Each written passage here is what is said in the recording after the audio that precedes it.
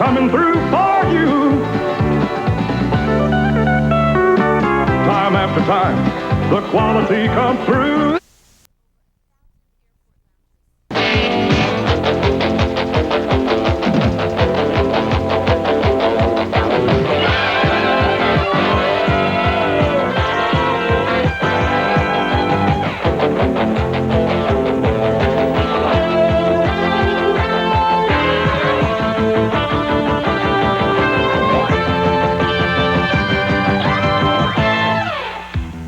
Motorweek Illustrated is brought to you by Dodge, an American revolution, a performance revolution.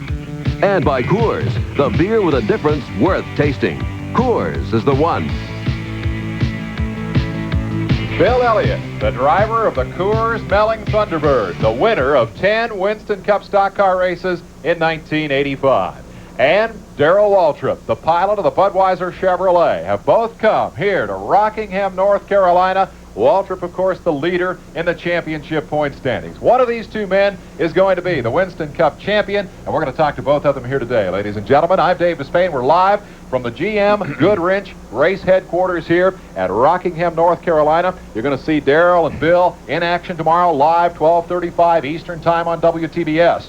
Now, in a moment, I want to ask these two guys who's going to win the race, who's going to win the championship, all of those things. First, though, we want to review this afternoon's action here at Rockingham. Late model sportsman competition, 200 miles the distance. Pole sitter Brett Bodine jumps out front. Flagman was the star of the show for a long time here. A lot of yellow. That is Rick Vandemoor into Morgan Shepherd. Morgan Shepherd into the wall. He was unhappy about that one. And as he coasted down out of harm's way, we turn to Brett Hearn. You're going to see him later in much better circumstances. Bang! Hearn is into the wall. A hard lick. We'll be looking forward to watching him win a race a little later on in one of our highlight packages. This big melee on the straightaway took out all kinds of contenders for the event. In all, something like a dozen cautions in this race, perhaps the new pavement the reason. Decision time, we saw Larry Pearson blow up, and Bodine came on to win it. Tommy Houston second, L.D. Ottinger was next. The point standings find Jack Ingram and Jimmy Hensley now 39 points apart as they go into the series finale. 20 points separate the two contenders for the Grand National Championship division. We've got Darrell Waltrip on the left starting 20th tomorrow on a newly repaved racetrack where we had lots of crashes today. Are you nervous about that starting spot? What they did, I don't. People probably don't realize it, but they took the top 20 and inverted them. Oh, I see. So you're going to start yeah, it was no, they did, that's how I got to be 20th. They just converted the top 20. I got that. You can't afford to be conservative tomorrow, can you, with a little 20-point bulge? Oh, well, that's not a lot, but it's a lot considering where we came from. And if you look at the way the racetrack has been the last few days, and you look at the sportsman race today, being back in the field a little bit may not be all that bad. Gives you some time to react to whatever might be happening up front. It's an interesting lineup when you get to going over it. You're in 12th spot, Bill Elliott, tomorrow in the Coors Melling car. How about you? You comfortable back there? Well, I don't know if I'm really comfortable, but I'm kind of like Darrell. It's going to be, we'll just kind of have to wait and see how everybody settles down when the race starts and see what the race pace really does. We thought about just throwing you guys together here and let you fight it out for the championship today on Motor Week, but I guess you're going to have to run those last 3 races. You've heard it. I know you hate hearing it. Those armchair experts say choke because you lost a 200-point lead. I want your viewpoint. What has happened since that $1 million day in Darlington? Well, like I said, we did win the $1 million, and since then we've just had a lot of little bad things go wrong. It's something that we've not changed really the way we've done anything. It's just things that happened. We had a wheel bearing go out. Martinsville, I was in a wreck, and Wilkesboro, we had a flywheel bolts to break. And it was just circumstances that happened, and it can happen to anybody. You don't feel like you used up all your luck early in the season? Well, if I did, I've still had a heck of a year. The media want to know everything about you except what you had for breakfast. I want to know Pancakes. What's for breakfast tomorrow. Pancakes? Pancakes. Breakfast of Winston Cup champions? They pick on you, too. They say that you're using the media. You're trying to psych out Mr. Elliott over here. Is that true? Why? Would I do that? Well, I don't even know how. You don't know how to do that. No, it's been, I don't know what people expect out of either one of us.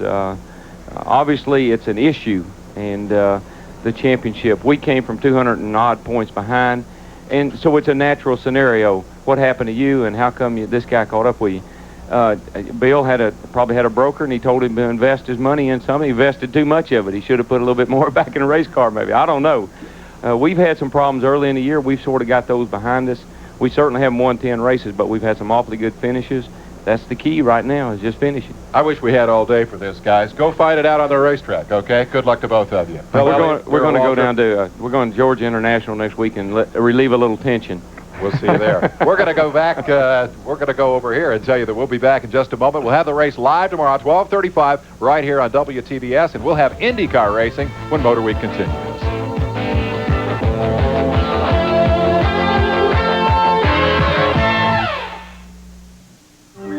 In the world of 6-passenger cars, only Dodge Aries K offers a price this low. All the benefits of front-wheel drive, 35 standard features, and a 5-year or 50,000-mile protection plan, all in one car. When it comes to overall value, that makes Aries the best 6-passenger car you can buy. Dodge Aries K. It started an American revolution. You know, I've been a beer drinker for a bunch of years. Like you, I've seen a lot of beer commercials. There's one beer that people loved before it was even advertised. You see, Coors was kind of the beer at my folks' place. People thought it was different, special. That was true long before there were any jingles or promotions. It's the product people love, not the hoopla. You think about that. How many products can you say that about? Coors is the one. I don't usually read books, you know. I'm a musician. I love music. Somebody gave me this. It's not like a book. I mean, I start reading anywhere whenever I'm feeling down. It really makes me feel good, you know? Call 1-800-446-0700 and ask for the book. It's easy reading, it'll help you out, and hey, it's absolutely free. So call now. What do you got to lose? Tonight, a classic Western tribute in memory of one of the greats of stage and screen, Yul Brynner. The odds are too high. We'll lower the odds. Steve McQueen, Robert Vaughn, James Coburn, and the unforgettable Yul Brynner. The Magnificent Seven, 8 Eastern on the Superstation tonight. Hi, I'm Terry Labonte. Watch me race for the checkered flag, the Piedmont Airlines Chevrolet. It's live on Superstation WTBS. At 12:35 p.m. Eastern, Sunday. Motor Week is live from the GM Good Wrench Race Headquarters, Rockingham, North Carolina, where one of the mechanical masterminds of stock car racing is missing this weekend. Gary Nelson, the crew chief for Bobby Allison when he won the '83 championship and later a vice president of Dygard Racing, resigned here effective immediately. He's at home considering his options for the future. Now, last Sunday in Arizona, the Super V Championship was decided, and 6 title contenders for the IndyCar Championship, a field chopped down to just 2 title contenders, both named Unser. Jerry Garrett tells us that that was a great day for Dad. Well, Father's Day is in June, but Al Unser Sr., you celebrated it here in October at Phoenix International Raceway. Yeah, we did, I tell you, because of being able to win the race and then my son running second. It's a Father's Day's dream, right? Al Sr. dominated this race like few others in his illustrious career. He started on the pole with a track record. On the start, though, he fell to 3rd because he missed a shift. But in a few laps, Unser blasted past 2nd place Emerson Fittipaldi and leader Bobby Rahal in one slick move. After that, Unser never trailed except briefly during his only pit stop. His son, Al Jr., led then, but Sr. quickly put a lap on his son as well as the rest of the field. Jr. stayed close, though, and at the finish, father led son across the line as the crowd went wild. Despite high finishes by championship contenders Andretti and Rahal, the points battle comes down to just Al Unser and his son with 1 race left. But Al Jr. says the pressure's off now, not on. I think the pressure's relieved a little bit now because 3rd place can't come up and pass us. And so it's going to be an Unser that brings it home, and it's going to be 1-2. And no matter what the order is, I'm happy. As an Unser, you can't lose. I can't lose anymore. The Super V Series finished its season at Phoenix. Series point leader Ken Johnson had to finish at least 4th to clinch the title, and that's exactly what he did. 4 caution flags slowed the 60-mile race. The most serious incident came when title hopeful Kerry Brin ended his chances against the turn 4 wall. The final miles, pole sitter Jeff Andretti had to hold off Davy Jones for the lead. Jones needed to win to take the championship and hoped Johnson finished 5th or worse.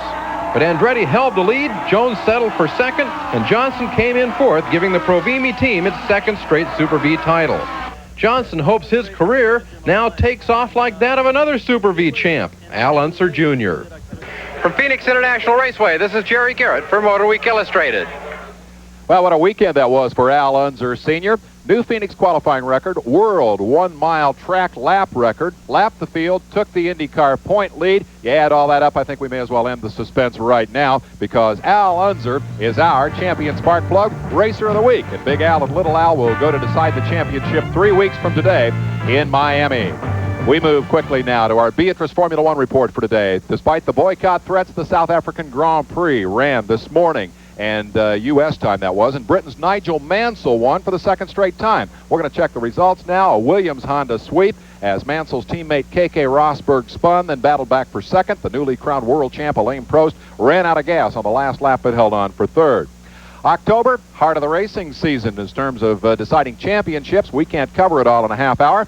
So next weekend, we're going to bring you not one but 2 editions of Motor Week. We'll start the first in a series of special editions next Friday night, 10:35 Eastern Time, right after NBA basketball. Saturday afternoon, 5:35, back with our regular time slot to update all the stories, bring you a lot more news and highlights. So join us throughout next weekend as we follow all the championship races going right down to the wire. Titles were decided last weekend in 2 very different forms of motorcycle competition, one in Southern California, the other in Southern Ohio. Alan Crazy Christian tried for the 10th time Saturday night to win the National Speedway Motorcycle Championship. Alan, number 2, won 4 of his 5 heats. Here he puts a classic pass on last year's champ Kelly Moran. Mike Faria, number 9, was the most serious threat to Christian. Here in their only head-to-head meeting of the night, Christian came out on top, but Faria had one more chance to tie the score and force a runoff for the title. Didn't happen, though. Faria's final heat, the chain comes off in the first turn. It's Christian who gets the traditional toss as champion. Thank you. I worked hard, man. It's taken 10 years to get this one. And we move on to the Devil's Staircase. They hung from the trees Sunday to see who would reign as 500cc Hillclimb champ. Greg Williams, coached by his dad, who won 3 Canadian and 5 U.S. titles, then turned this STP Special over to Junior. This thing makes 100 horsepower on nitromethane and nitrous oxide. Trailing by a point, young Greg wound that baby up and turned in this masterpiece for the championship. He goes out of control but holds on to break the finish line tape.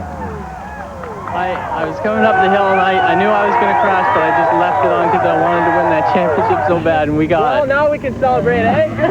Hey, and that's a family celebration. The makings of a Hillclimb dynasty for Ontario's Williams clan. Dad gets a lot of the credit, and our Wrangler U.S. Air Force Reserve behind-the-scenes award goes to that 26-year Hillclimb veteran. Hats off to John Williams, father and coach of the new champ. John's going to get a new outfit from Wrangler. Pretty hard lick there. When the sport of stock car racing becomes a contact sport, Dale Earnhardt often seems to shine. Ken Squire, who will call the Nationwide 500 action here tomorrow, asked Dale if this might be that kind of race. Dale, they're saying that tomorrow will be full contact stock car racing. If that's the case, this favors you. Well, I hope it's not the kind of contact they're talking about. You know, the racetrack's got new pavement on it, and the tires are a little bit harder than what we'd like to see, but we got to go that way for a safe race, and it's a little bit slick out there, and I think it's going to get slicker as the day goes on, so it's going to be a pretty tough race all day. Do you think you have the combination to pull this one off? Well, we're running awful good in practice here, and we've been really working on the chassis all day yesterday in practice, and we've been working with the car quite a bit just in chassis. We came down and practiced earlier in the last week, and you know, that's I think it's going to be the key is having a good chassis, and you're just going to have to, you know, get the engine running good, but the chassis is going to be the key to winning the race. Dale Earnhardt, who many insiders say is the man to watch tomorrow here in the Nationwide 500. And, of course, you'll see the race live here on WTBS at North Carolina Motor Speedway. Terry Labonte will start from the pole tomorrow, and we're going to hear from him with a whole lot more when Motor Week continues.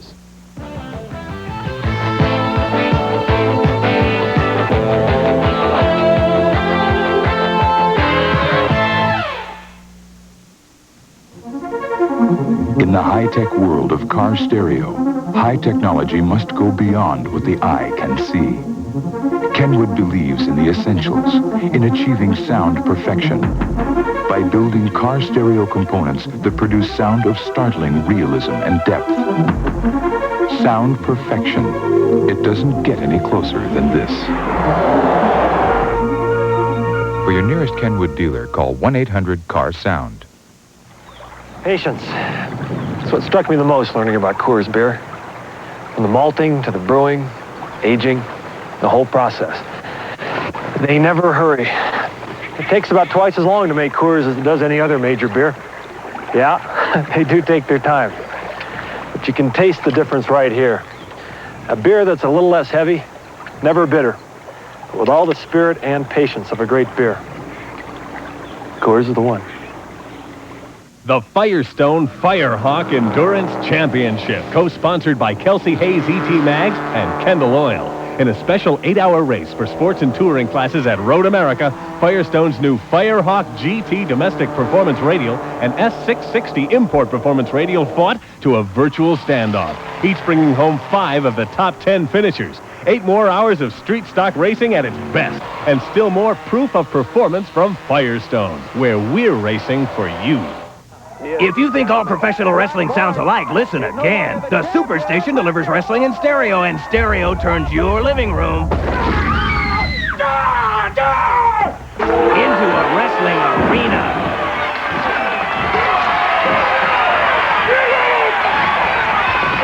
Championship and World Championship Wrestling in stereo turn your living room into a wrestling arena every Saturday and Sunday, only on Superstation WTBS. We mentioned Darrell, Waltrip, Bill Elliott. A lot of big names are going to be starting downfield here at Rockingham tomorrow. Terry Labonte took the pole with this run on Thursday. Going to give you a look at the top 5. Terry's crew chief and his engine man both left that team this month, but Terry's doggone proud of the guys that are left. You know, it's just one of those deals where, you know, we all worked awful hard and we know what we got to do, and we're just trying to get the job done. And, you know, all the guys did a fantastic job in the car, and just like they've always done. We want to take you to the last Winston Cup race of the year, the finale at Riverside, California, and Terry Labonte's going to help us with that. You write down the address on your screen, then enter the Motorweek sweepstakes. Send us your name, address, and phone number. We need your entry by November 1st. And 2 weeks from today, on Motorweek, live from Atlanta International Raceway, Terry Labonte will draw the winning name. The winner gets an expense-paid trip on Piedmont to Riverside for the finale. 2 regional stock car championships and a high buck dirt track race competed for the spotlight last weekend, and Jim Roller has that report. In New England, the NASCAR North Coors Tour came down to the series finale, the Fall Foliage 100. But Chuck Bound, number 7, stole the spotlight from the title contenders, taking his season's 3rd win. Behind Bound, 5th place Randy LaJoie claimed the championship over Robbie Crouch, who finished 8th. But this will be decided in court. Crouch is suing NASCAR over an earlier disqualification. If the court rules in his favor, Crouch will take the crown. In Knoxville, Tennessee, Buck Simmons cleaned up at the NDRA Stroh's Invitational. With a $10,000 pole award secure in the bank, Simmons led all 100 laps of the main event, adding $50,000 to his weekend take. The NDRA 6-cylinder World Championship came down to this pass. After battling for 41 laps, pole sitter Ernie Irvan gets around Brogy Broyles and hangs on over the final 9 laps to take the win. In Nashville, capacity crowds watched the annual North-South shootout between the ASA and All-Pro late model stars. Rusty Wallace, number 66, and Gary Ballou, number 112, battled at the front all day. Wallace took the win, while Ballou gave the South a 1-2 sweep. But behind them, the ASA title was on the line. Number 99, Dick Trickle, and number 52, Butch Miller, came to Nashville tied. They raced this close for 3rd place and the title. Trickle outsprinted Miller to the checkered flag, grabbing the ASA crown. That's Trickle's 2nd straight ASA championship and marks the 6th year the short track legend has been 1st or 2nd in the standings. Reporting for Motorweek Illustrated, this is Jim Roller. Well, the last big drag race of the year going on this weekend, Pomona, California. 3-time Top Fuel champ Shirley Muldowney said there on Thursday she will return next year. Pro Auto Warehouse will be her sponsor. She'll do the full season. Don Garlitz has wrapped up the 85 Top Fuel title. Big Daddy went to Pomona and the World Finals with one thing on his mind, world record. Well, I've got a couple of tricks up my sleeve that I hope to use there. It's, you know, for that particular race. But now with the championship sewed up, I can really concentrate on that speed record. My goal is to run 270 miles an hour at Pomona. That's, I feel that that can be done. That is an attainable goal. Tricks indeed. Big Daddy pulled one out of his sleeve today. He ran 268, backed it up for a new world record. He'll go for 270 tomorrow. That's the fastest any dragster has ever gone. Here at Rockingham, 3,700-pound American sedans race at 150 miles an hour. And we're going to recall from here an earlier era when convertibles raced on the beach. Valvoline presents another page from Ken Squire's scrapbook.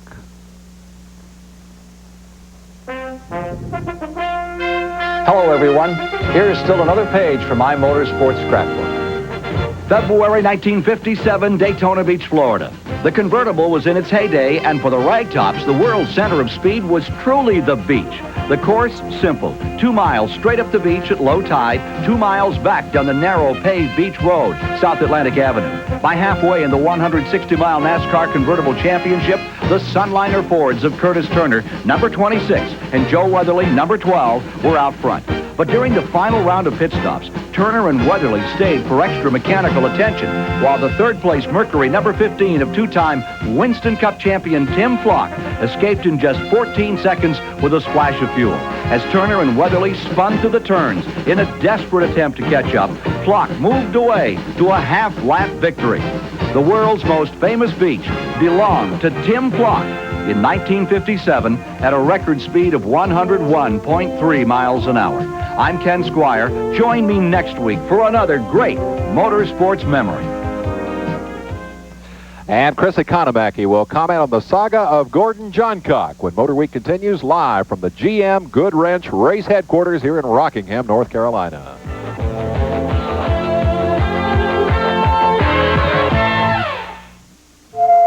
Not so very long ago, the average four-cylinder engine looked something like this. But these days, four-cylinder engines look a little more like this. That's why we developed new Valvoline 4-Guard motor oil, specially formulated to protect today's harder-working, more complex four-cylinder engines. And it won't break down, even after 7,500 miles. Times have definitely changed. So maybe it's time to change your oil to new Valvoline 4-Guard. The caravan, a traditional journey, unmerciful as the desert sun. Ah, but now there's the revolutionary Dodge Caravan. With room for heavy burdens or up to 8 people. A 5-year or 50,000-mile protection plan and civilized features like front-wheel drive, which is why Dodge Caravan has no equal under the sun. Ollie, if you don't hurry, I'll miss my plane. Well, I'm doing the best I can in this terrible rain. Would a new set of Vanco wiper blades help? Certainly. Put them on. Change to Anco. They clean better than any other blade. Tests prove it. There, now I can see an airplane. Airplane! Oh! Don't worry, Ollie. It wasn't mine. That's mine. Oh! Anco. The best blades you can buy. Tests prove it. Hi, I'm Terry Labonte. Watch me race for the checkered flag, the Piedmont Airlines Chevrolet. It's live on Superstation WTBS. At 12:35 p.m. Eastern, Sunday. The Superstation pays the way. Get popped because Super Action returns with America's game, the NBA. The world champion Los Angeles Lakers battle the Indiana Pacers in the Hall of Fame Classic. Live at 8:05 Eastern on the Superstation, Monday. Stand and cheer for our great nation. Supersport, WTBS, great American sports. We're live from the GM Goodwrench Race Headquarters, North Carolina Motor Speedway, enjoying great facilities, friendly people, and the best cup of coffee anywhere in Rockingham. And best of all, of course, the Nationwide 500 coming up tomorrow live on TBS Sports. A few hundred miles north of here up at Syracuse, New York. Super Dirt Week 85 wrapped up last weekend, and Bob Barsha has that story. Saturday's 35-lap final for winged sprinters was full of World of Outlaw stars. And at the start, Sammy Swindell's familiar red number 1 bolted from the 6th hole and into contention for the lead. But Pennsylvania's Keith Kaufman in number 77 got there first, and he held Swindell at bay until 3 laps from the end when Kaufman bobbled passing a back marker and Sammy took full advantage. Swindell breezed from there to the win worth more than $19,000 with sprint star Doug Wolfgang an uncharacteristic third. Sunday's Schaefer 200 for the modified started with a familiar look. On the pole in black number 11, Sammy Swindell led the way. But Swindell's race ended in the day's worst crash. Sammy was okay, but the wreck sent two-time Schaefer winner Buzzy Reutemann to the hospital with a broken leg, neck, and back. Rockingham commitments kept 2 of the 3 expected Grand National stars away. Outlaw champion Steve Kinzer stepped in for Cale Yarborough until his engine blew, while Jeff Swindell drove Tim Richmond's car until the rear end failed. Bobby Allison did show at Syracuse, but for only 15 laps before crashing. In the end, pit stops were the story. Defending Schaefer champ Jack Johnson in number 12A started his mandatory stop before Brett Hearn in number 20, but ended it after, and that was that. Bob McCready waited too long to pit, leaving Hearn alone to the finish. Hearn's win earned him $47,000, but Johnson did even better with the lion's share of the contingency bucks. For Motorweek Illustrated, this is Bob Varsha reporting. Well, Hearn's luck changed, of course, here today. He hitting the wall in that late model sportsman race earlier this afternoon. Up the road from Syracuse, New York's Watkins Glen announced that they're going to have a Winston Cup stock car race next season on the road course. The date, August the 10th. 30-year racing veteran Gordon Johncock is going to climb back in an Indy car. Today we have the announcement from Gordon that his decision was premature and a reaction from our Chris Economaki. I think I made kind of a hasty decision when I done it. Things hadn't been going good for 2 or 3 years. We were having a lot of problems and just weren't going good. And I've been sitting back all year watching them run and would like to be out there running with them, being competitive and beating somebody. An open letter to an old friend, Gordon Johncock. Your announcement that you were coming back to the Speed Pass last week surprised everyone and disappointed me, Gordy. You've had a tough life in racing, 3 broken marriages, personal bankruptcy, and too many broken bones. You said you felt as competitive today as you felt 10 years ago. Well, you know racing's not the same as it was 10 years ago. It's not the same as it was last year. There's the car owner, the team manager, the crew chief, the designer, the engineer, the sponsor, the PR man. And who will your teammate be? Some young kid out of driver's school? I suspect that's one of the reasons you quit in the first place. I want to remember you, and your fans want to remember you, as the Gordon Johncock of 1982, coming down the straightaway in Indianapolis in the classic American tradition of big car racing, wheel to wheel and hub to hub, and beating Rick Mears in the closest finish in Indianapolis history. Go back to the cattle ranch, Gordy. Make us all happy. Thank you, Chris. Ken Squire shares the booth tomorrow with driving star Benny Parsons. All right, you guys are under the gun now. Who's going to win what tomorrow? Well, I think my old friend would agree with me that there's almost no way the Fords can lose tomorrow. Cale had it figured out in Charlotte, and Elliott should turn it around. I thought that Elliott had an opportunity to win at this racetrack, but after the performance of Harry Gant the last couple of months, the qualifying of the GM cars this week, it looks like GM cars all the way. Harry Gant got beat here last year by Elliott. But he's not going to do it 3 times in a row. Listen, the way this thing has gone, you're only saying because you're a Chevrolet. I guarantee you this is going to go on tonight, all morning tomorrow. We're going to rejoin that discussion 12:35 tomorrow afternoon, live on TBS Sports. Be here for that one. Next Saturday night, Motor Week at 10:35 Sunday. We'll see you next week.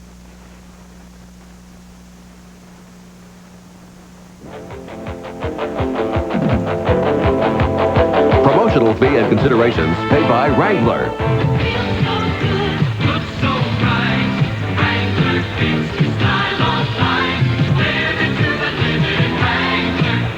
And by Jaguar. Jaguar's powerful racing V12 set the standard for a distinctively elegant grand touring car. The Jaguar XJS, a blending of art and machine. And by Beatrice. Many of your favorite products come from us, including LaChoy Oriental Food and Avis Car Rental. Beatrice, you've known us all along. And by Mr. Goodrich and General Motors Parts. No one knows your GM car better than Mr. Goodrich. No one.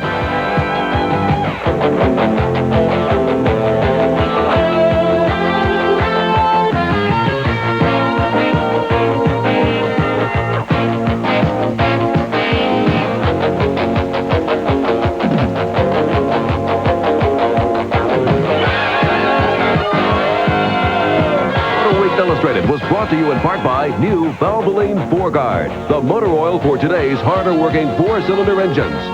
And by Dodge, an American revolution, a performance revolution.